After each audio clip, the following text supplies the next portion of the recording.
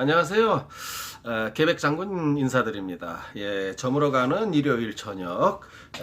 이제 또 새로운 한 주를 시작할 시간이죠. 예, 지금 여러분들과 한번 짚어보고 싶은 얘기는 국가 안보, 국가 안보의 구멍난 국가 안보, 구멍난 국가 외교에 대해서 다 누구나 다 아는 얘기지만 다시 한번 또 여러분과 저의 관점에서 한번 좀 짚어보는 시간을 한번 가져봤으면 하는 마음에서 제가 카메라를 켰습니다. 첫 번째, 그 안보에 있어서는 뭐니 해도 군 기강이 회의가 가장 큰 문제겠죠. 지금 현 국방부 장관이 군 기강에 전혀 문제 없다, 국가 안보에 전혀 문제 없다가 그런 목선 사태가 목선 사태가 발생하자 또 역시나 은폐 조작만 하려다가 또 모든 것이 들통나더니 또 강원도 고성 지방에 또 사람이 없는 목선이 발견되지 않았습니까? 그러면서 이제 부랴부랴 대공 안보 문제점에는 문제가 없다라고 그냥 빨리빨리 종결짓는. 그런데 여러분 생각해 보세요. 그 사람 없이 발견된 북한산 목선을 생각할 때 이미 거기 있던 침투 간첩이 이미 대한민국으로 스며들은 후에 발견한 배람은 어떻게 되겠습니까? 끔찍한 상황이죠. 이미 간첩은 들어온 거죠. 그런데 이제 그게 근거가 없으니까 이제 대공 안보에 문제가 없다, 그냥 배가 하나 둥실둥실 떠내려갔을 뿐이다. 설사 둥실둥실 떠내려올 때까지 강원도 고성까지 떠내려올 동안에 대한민국 해경이나 해군은 뭐 했단 말입니까? 지난번에 그렇게도 그렇게 곤욕을 하고 국방부 장관이 고개 숙이고 사죄하는 퍼포먼스를 했는데 이 얼마나 됐다고 또 목선이 발견되고, 거기에 또 뭐라고요? 해군 이함대에서는 그 무기고, 저도 무기고에서 근무했어요. 이 무기고라는 곳이 얼마나 군기가 강한 곳이냐면요, 장교도 한 부도 못 들어옵니다. 장교도 신고하고 들어와야 돼요. 내가 무슨 목적으로 들어간다고. 그런 무기고 앞에까지 어떤 정체불명의 사람이 왔다가 그냥 사라지고 5분 대기조가 출동해서도 못 잡는 상황이 발생해서 결국은 이렇게 허위 그 범인을 만들어서 이렇게 또 한 쇼를 하다가 또 들통나서 이런 개망신을 당하지 않았습니까? 그러면서 이제 어떤 음료수를 사러 가려고 해군 이함대 소속의 그 초소병이 음료수를 사러 가려다가 이제 생긴 해프닝이다라고 했는데, 이거는 믿을 수 있을까요? 왜냐면은 계급이 상병이에요. 한 2등병이라면 이해하겠습니다. 계급이 상병이면은 말이에요, 그 부대 지리를 너무너무 손바닥처럼 잘 알죠.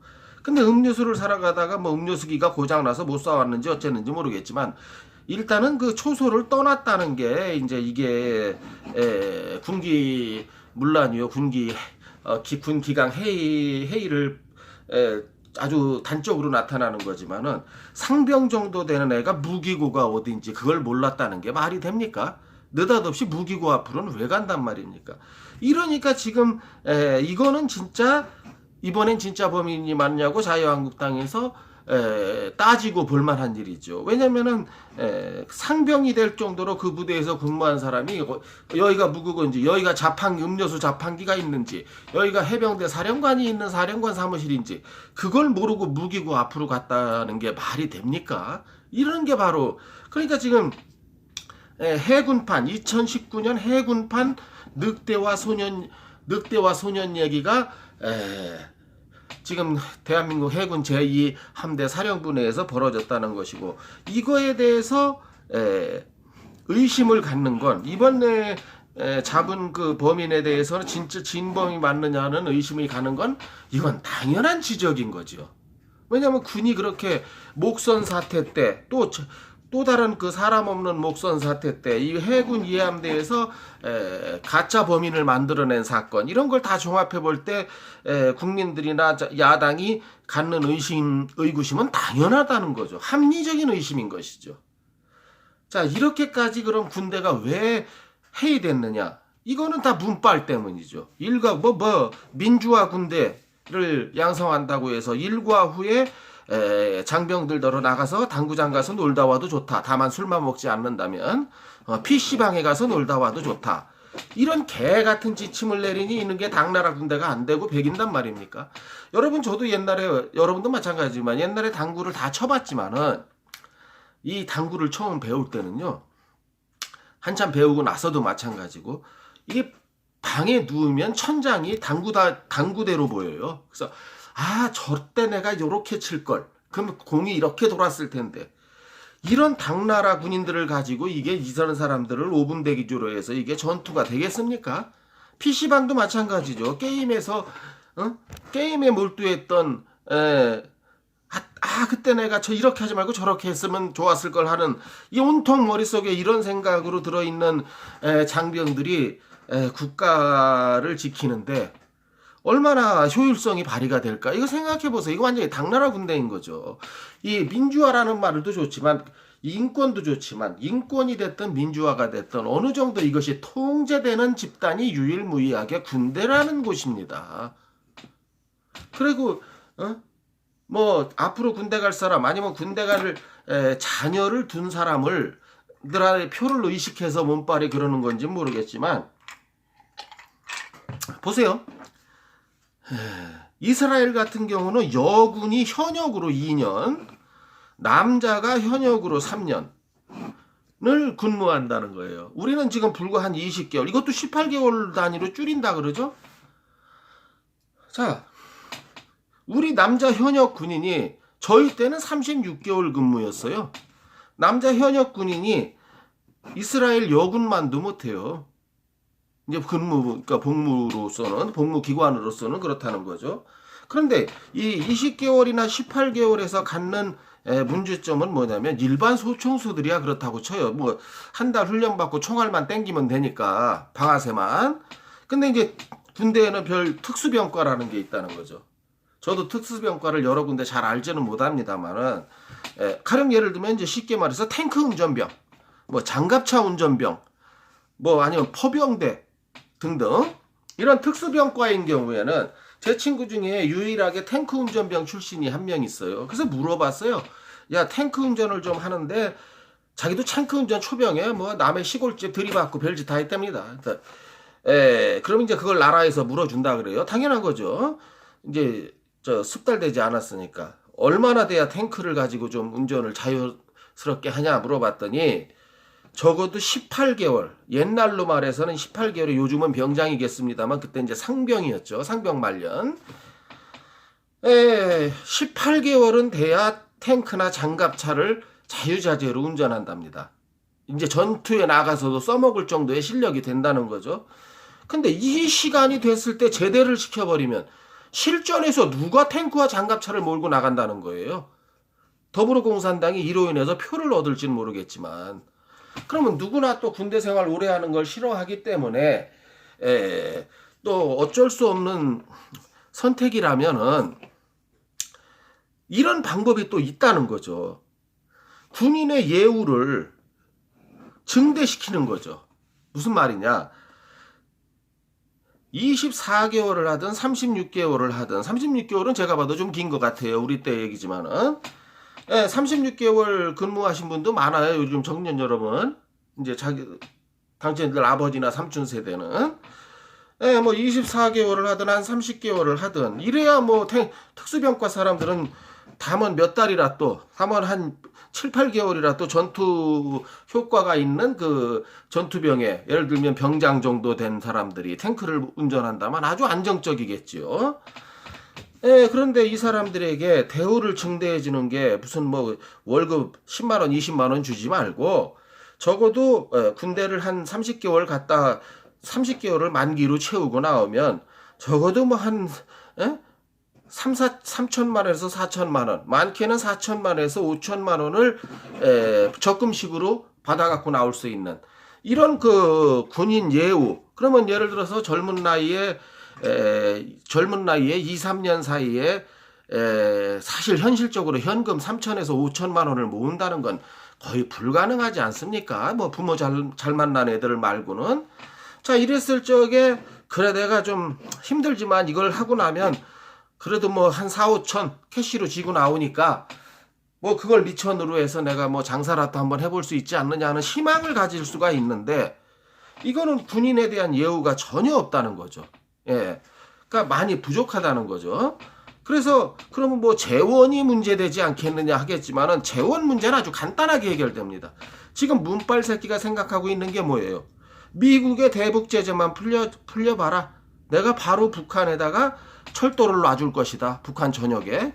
자, 이게 줄잡아 조사 기간마다 틀리다고 했지만 이 돈만 114조 원이에요. 여기다가 북한 전역에 또 고속도로를 놔준다고 하지 않습니까?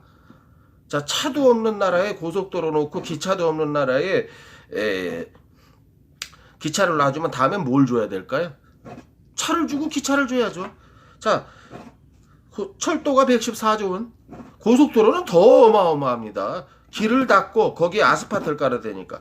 여기다 하나 더 약속했잖아요. 비포장도, 북한에 비포장도로가 많으니까 이것도 다 아스팔트. 이건 천문학적인 숫자예요. 이런 돈을 가지고 우리나라 현역 군인들의 그 예우해주는 그 돈으로 쓴다면, 자, 어느 게 더 바람직하겠습니까? 대한민국이 이거 군인들 예우해줄 돈이 없다는 거 새빨간 거짓말이에요. 문재인이 공약하고 있는 이 돈만 가지고도 대한민국 군인의 복지와 복지 증대에는 돈을 쓰고도 남는단 말이죠. 이런 천문학적인 자금을 마련해서 이제 북한을 도와주겠다는 이런 미친 새끼가 이쪽 돈을 우리 군인의 복지 증진에 쓴다면 그렇다는 얘기죠. 우리 군대의 복지 증진 또는 우리 군의 어떤 화력 증강에 쓴다면은, 그 F-35 전투기, 스텔스 전투기 들어오는데도 환영식 한번 번번이 못하는 게 바로 이 문빨 정권 아닙니까? 북한 눈치 보느라고. 그래서 이렇게 지금 군대가 이렇게 해이된 마당에 이제 가장 중요한 것은 이 빌어먹을 말도 안 되는 9.19 군사합의를 폐기하고, 그 다음에 뭐 열과의 당구장이든 PC방이든 너 놀고 싶은 데 가서 다 갖다 놀고 다 와라, 이런 거를 폐기하고, 당구시설 같은 게 꼭 필요하다면 부대 내에 어디 좀 적당한 장소에 당구장을 당구다이 몇 개 갖다 놓고 거기서 이제 당구를 즐기게 하는 그런 정도면 됐지, 뭘 부대 바깥에까지 나가서 실컷 놀다 오라니. 이거 당나라 군대를 만들자는 거죠. 그래서 진짜 우리가 이번에 또 한심한 게 있었잖아요. 대법원 판결에서 유승준에게 비자를 주지 않는 것은 잘못됐다는 이런 대법원의 판결. 지금 대한민국 국민들의 유승준의 감정이 어떤데 이런 것을 지금 이렇게 잘못됐다고 판결하는, 정말 그 정부의 그 법원이네요. 이 국민 감정은 아랑곳하지 않고, 예? 그냥 나가서 어쩌다 시민권 받으면 대한민국 군대 면제받고, 그러다 눈치쬐끔 보면 다시 들어와서 뭐 연예인 활동도 하고 별짓 다 할 수 있네. 이런 걸 지금 또 법원이 길을 열어주고 있지 않습니까? 이러니까 군대를 갔다 온 사람, 또 군대를 보낸 부모님들 입장에선 유승준을 보면서 허탈해질 수밖에 없죠. 그걸 또 합법적이라고 판결해주는 대한민국의 대법원. 정말 그 정부의 그 법원이죠. 예, 그래서 요즘 나라 망치는 문빨, 이 나라 망치고 있는 경제와 안보 양쪽으로 나라 망치를 망치고 있는 이 문빨을 대해서 한기총에서 그 문빨 하야 서명 운동을 하고 있지 않습니까? 여러분들이 정말 나라를 생각하신다면 내가 기독교인이요 불교인이요 이런 걸 따지지 말고, 불교가 나라를 위해서 어떤 일을 하든 기독교가 하든 천주교가 하든 그것이 나라를 위해서 옳은 일이라면 설사 불교가 하더라도 기독교인이 동참해야 되고, 기독교가 하더라도 불교인이 동참하고, 설사 무종교인들도 범국가를 위하는 차원에서는 이렇게 말 같지도 않은 이 정권을 입안에 있는 썩은 충치를 뽑아내듯이 청와대에서 썩은 충치 문빨을 뽑아내는데 우리가 같이 동참해야 되지 않나 하는 마음에서 지금 요즘 한기총에서 벌이고 있는 천만사인닷컴에 가면, 저도 했습니다마는 천만사인닷컴에 들어가시면 1000 MAN, 물론 man이지만 이제 이거 우리 발음에 1000만, 그 다음에 sign.com, 1000 MAN sign.com에 가시면 서명을 자기 이름과 주소, 전화번호만 넣으면 바로 되니까요. 이 서명운동에 초종교적으로 국가를 위한 마음으로 동참해 주시기를, 정말 아직도 3년이나 더 문재인한테 맡겨놓는다면 이 나라는 어떻게 될지, 정말 어느 목사님 말씀대로 이 나라는 이제 뭐 폭망이 아니고 아주 거덜나는 사태가 되지 않을까 싶어서 저도 1000만 사인닷컴에 가서 여러분들이 같이 서명운동에 동참해 주실 것을 간절히 부탁드리는 바입니다. 잠시만요.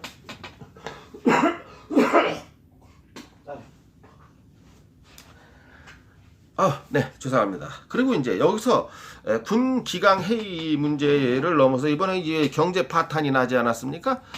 경제 파탄에 대해서 이제 일본의 그 경제 규제, 이번 이재용 회장이 뭐 단독으로 일본도 갔다 와서 뭐 이제 비상 체제로 들어가야 된다. 정말 그렇게 사장단을 모아놓고 그것도 일요일 날 쉬고 있는, 정말 심각하긴 심각한가 봅니다. 천하의 삼성이 일요일 날 사장단 회의를 열고 비상 체제로 들어갈 것을 사장들한테 명령했다는 게, 자, 이렇게 이렇게 그 절박한 시점에 외교부 장관이라는 그 강경왕지 백발마녀 같이 생긴 년 있지 않습니까? 아프리카 세네갈은 왜 가요? 아프리카 세네갈에서 뭐 아무리 두세 달 전부터 준비된 일이라고 해도 이런 뭐 세네갈에 가서 우리가 지금 뭐 얻어올 게 있다고 지금 국가가 풍천등화인 상황에서 지금 강경화가 동경에 가서 여관방 하나 잡아놓고 일본 정치인 경제인들을 만나면서 속된 말로 바지가랭이 매달리고 부탁을 해도 지금 시원찮을 판국에 뭔 아프리카 여행을 간단 말입니까? 세네갈에 가서 남아프리카 공화국에 가서 뭘 얻어오겠다고. 여기에 또 국무총리라는 작자는 어디라고요? 뭐 방글라데시? 이게 지금 말이 되는 겁니까? 지금 발등에 떨어진 불부터 꺼야지요. 지금 발등에 불이 떠는데 미친 새끼들은 지금 5년 10년 뒤만 계산하고 있어요. 5년 10년 안에 다 폭삭 망하게 생겼는데, 이렇게 또 일본에서 우리나라를 또 화이트리스트, 이제 화이트리스트에서 지운다는 게 이제 백색 국가에서 제외시킨다. 이거는 이제 어떤 수출의, 일본의 입장에서 수출, 우리 입장에서는 수입이죠. 해가는데 까탈스럽지 않게 모든 걸 편리한 조건을 봐주는, 이제 그런 거를 어떤 백색 국가 혹은 화이트리스트라고 했는데, 여기서 빼버린다 그러잖아요. 여기서 빼면 이제 엄청나게 수입을 해오더라도 막 엄청난 꼬투리와 엄청난 그 과정을 거쳐야 되는 까탈스러운, 이제 괴롭히겠다는 거죠, 경제적으로. 그런데 이 발표를 해필이면 8월 15일 날 한다지 않습니까? 이 뭐를 의미하는 걸까요? 엿먹어보라는 거죠, 한마디로. 저 옛날 2001년도 테러범들이, 오사마 빈 라덴 테러범들이 왜 9월 11일 날 테러를 했을까요? 이게 911이라는 게 한국에서는 119라고 하죠. 미국에서는 어떤 그 긴급 구조 대책 번호예요. 뭐 경찰을 부르던 뭐 소방차를 부르던 응급차를 부르던 911으로 통일돼 있어요. 이 번호를 가지고 속된 말로 엿먹어라 이거죠. 그렇듯이 자, 8월 15일로 잡았다는 게 또 굉장한 일본에서는 우리 한국에 비수를 꽂는 거죠. 그날을 기해서 실시한다는 게. 그래서 이제 겨우 한국에서 내놓는 대책이라는 게 뭐예요? 뭐 WTO에 제소를 한다. 국제 공조 관계를 형성해서 일본에 압력을 넣는다. 나 이런 병신 같은데, WTO 아무리 빨라야 재판만 2년. 국제관계, 국제 공조관계? 어느 나라가 우리나라를 도와준다고요? 미국이 뭐 이해한다고 했다고요? 그럼 이해한다고 하지, 그럼 뭐라고 답하겠습니까? 당장 한일 문제에 끼어들지 않겠다잖아요. 이건 뭐예요? 잠깐 방조 좀 하고 한국 정신 좀 차리라 이 얘기죠. 미국이 하도 지금 문빨이 미국이나 일본을 거슬리는 행위만 하고 북바라기, 북한만 바라보고 있는 문빨의 모습에 어떤 그 경종을 좀 울리는, 지금 그 미일 간에 이게 어느 정도 합의가 안 됐다고 생각하십니까, 여러분? 그렇게 생각하면 바보예요. 이미 일본은 발빠르게 움직이는 일본은 이미 트럼프하고 조율돼 있어요. 모르겠습니다. 어느 정도 시점에서 좀 그만두자고 할지 모르겠지만 이번에 든 회초리가 그렇게 쉽게 내려놓을 회초리가 같지가 않습니다. 근데 여기에 지금 대한민국 국민들은 뭐 불매운동, 일본 관광 취소, 뭐 일본차 주차 금지, 지금 이 정도 가지고 이건 이렇게 감정적으로 대응할, 국제관계는 감정적으로 대응해서는 안 됩니다, 여러분. 이성적으로 대응해야 되고 실리적으로 대응해야 돼요. 좀 숙일 때는 숙이고 자존심이 상하더라도 실리를 얻어와야지 현실을 인정하고, 이렇게 감정적으로 일본 맥주 한두 개 안 사 먹는다고 해서 우리의 승리로 끝날 것이다라고 생각한다면 바로 이런 감정이 앞서는 우리 한국 사람들이, 그래서 이성이 앞서는 일본에게 항상 져왔다는 사실을 좀 깨달았으면 하는 계기가 되는데, 참 감정을 앞세우는, 저부터도 한국 사람이지만 우리 민족의 민족성에 자존심? 누구는 자존심이 없을까요? 어느 민족은? 신뢰를 위해서는 언제나 굽혀왔던, 그리고 챙길 걸 챙기고는 다시 고개를 펴는 일본인의 자세를 우리가 때로는 배워야 되지 않나. 이렇게 말을 하면은 친일파라 그러고 한심한 노릇입니다. 그러면 친일파를 비판하는 당신들 친중파는 제대로 된 인간들이란 말이니까. 그럼 중국에서 이번 그 친중파 토착 왜구라고요? 그럼 토착 짱깨인 당신들이 더불어공산당을 지지하는 호남 전라도 깽깽이들이나, 그럼 당신들이 중국이나 러시아에서 해결책을 가져와 보세요. 아, 일본하고 우리 걱정할 거 없다. 어버이 수령님 김정은 동지께서 시진핑한테 얘기해서 우리 한국의 문제를 다 이렇게 중국을 통해서 간단하게 해결해 주셨다. 그 일본 제품 그 반도체 부품을 중국에서 가져와 보란 말입니다. 토착 짱깨 당신들이. 그렇지도 못할 거면서 뭐 친일이니 뭐 토착 왜군이 나베니. 그럼 문진핑은 뭐란 말입니까? 문진핑이가 지금 뭐 중국에서 뭐 가져와요? 예, 한번 답변해 보시기 바랍니다. 대한민국 좌파 빨갱이 여러분. 예. 그래서 항상 외교는 지금이라도 우리가 현실을 인식하고 이성적인 대응을 하는 것이, 정치도 그렇고 국민도 그렇고, 이것이 진정으로 일본과 좀 이번 문제를 해결하는 어떤 직접적인 방법이며, 또 한 가지는 고개를 숙일 땐 숙이더라도 우리의 실리를 찾는 실리적 외교가 좀 시급한 시점이 아닌가 해서 참 오늘 저물어가는 일요일 여러분 앞에 영상 하나 올리고 이만 인사드리고, 또 동의하셨다면 좋아요와 구독 버튼을 아낌없이 꾹꾹 꽉꽉 눌러주셔서 저 계백장군에게 더 힘과 용기가 되는 또 좋아요와 구독 버튼이 정말 좋아요와 구독 버튼만큼 유튜버에게 큰 힘이 되는 것은 없으니까요. 예, 부탁드리면서 다음번에 인사드릴 걸 약속드리면서 오늘 이만 인사드리겠습니다. 감사합니다. 안녕히 계세요.